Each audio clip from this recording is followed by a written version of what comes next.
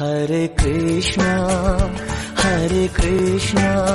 कृष्ण कृष्ण हरे हरे। हरे कृष्णा। आज हम अपनी खुशी की तलाश के दूसरे पार्ट में हैं। पहले पार्ट में हमने डिस्कस किया था कि क्या हम सच में खुश हैं या नहीं, या हम अपनी खुशियों को जिन जगह पे ढूंढ रहे हैं वो गलत है। तो आज हम देखेंगे कि अगर वो गलत जगह है जहाँ पे हम अपनी खुशियों को ढूंढ रहे हैं, तो आज हम अपने इस वीडियो में ये बात करेंगे कि तो वो सही जगह कौन सी है, या हमें अपनी खुशियाँ कहाँ मिलेगी, हमारी खुशियों का एड्रेस क्या है। तो पहले वीडियो में हमने डिस्कस ये किया था कि हम खुशियों को बाहरी चीज़ों में ढूंढ रहे हैं, तो उससे प्रॉब्लम ये होगा कि जब हम अपनी खुशी को किसी चीज़ में या किसी इंसान में ढूंढेंगे तो हमारी खुशी उस पर डिपेंड हो जाएगी। वो फिर वो टेम्प्रेरी बन जाएगा, वो परमानेंट नहीं रहेगा। क्योंकि अगर उस चीज़ के टूटने से या हमारे से दूर जाने से, या उस इंसान से जिससे हमें खुशी मिल रही है तो उसके हमारे पास होने से या हमारे दूर जाने से, उसके किसी बिहेवियर से हमें दुख लगेगा। मतलब बात ये हो रहा है कि हम अपनी खुशियों का, अपने इमोशंस का रिमोट हम उन चीज़ों या उन लोगों को दे रहे हैं और फिर हम उन पर डिपेंड हो जा रहे हैं अपनी खुशियों के लिए। तो ये क्यों डिपेंड होना? हमें स्वतंत्र होना चाहिए, अपनी खुशियों के लिए इंडिपेंडेंट होना चाहिए। हम अपनी खुशियों के लिए किसी और पे आश्रित नहीं होना चाहिए। तो वो खुशी हमें हमारे भीतर मिलेगी, और हमारे भीतर जब हमारी जो खुशी होगी, जो सच्ची खुशी होगी, वो परमानेंट होगा। कोई भी सच्चा चीज़ जो अगर वो सही होता है, वो शाश्वत होता है, वो उस पर समय का प्रभाव नहीं पड़ता।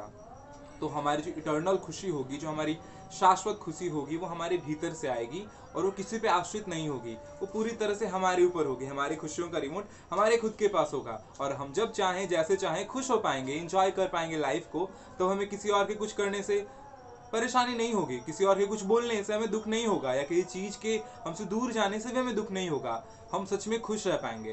तो अब आते हैं कि अब हमें हमारी भीतर जो खुशी है वो कैसे मिलेगी। वो खुशी मिलती है हमारी स्पिरिचुअल प्रैक्टिसेस से। हमें अपने कल्चर से जुड़ने की ज़रूरत है।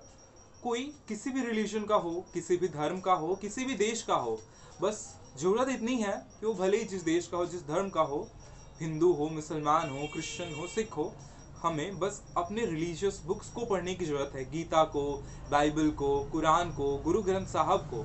उन्हीं में वो रास्ता दिया हुआ है, हमारे भीतर जाने का रास्ता दिया हुआ है, ताकि हम उस खुशी को, उस शाश्वत खुशी को अचीव कर पाएँ, जो जिस धर्म का भी है।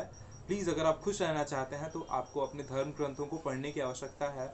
उसमें जो साधनाएं दी हुई हैं, जो रिचुअल्स दिए हुए हैं, जो भी दिया हुआ है, जो प्रक्रिया दी जाती है, हर धर्म का अपना एक सिद्धांत होता है, अपनी एक फिलॉसफी होती है, पर सबका बेस एक ही होता है, सबका मूल एक ही होता है, खुश रहना।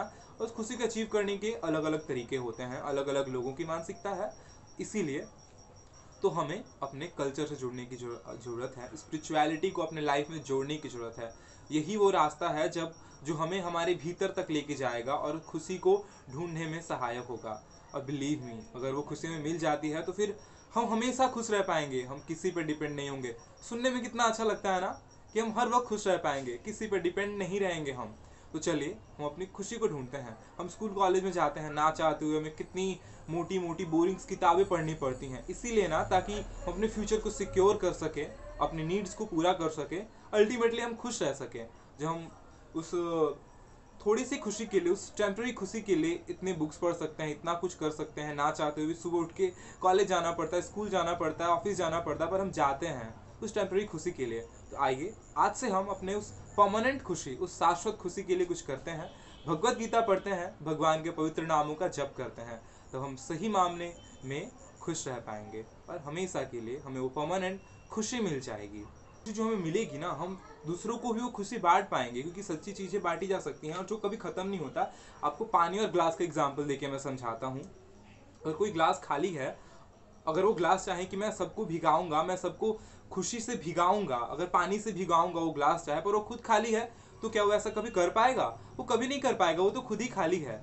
तो इसलिए पहले उसे खुद भरना पड़ेगा। और सच्ची खुशी ना, ये आध्यात्मिकता, स्पिरिचुअलिटी उस भरे हुए ग्लास की तरह है। और जो खुशी बांटने की बात की जाती है ना, उस ग्लास का ओवरफ्लो होता है। जब हम ग्लास में पानी डालते हैं और भर जाने के बाद भी हम उसके ऊपर से पानी डालते हैं, तो ओवरफ्लो होता है और उस ग्लास के बाहर वो पानी गिरना शुरू होता है, अपने आसपास की हर चीज़ को वो भिगा देता है।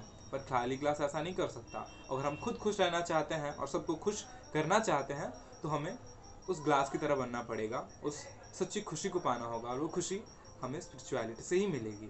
Thank you for watching. Hare Krishna.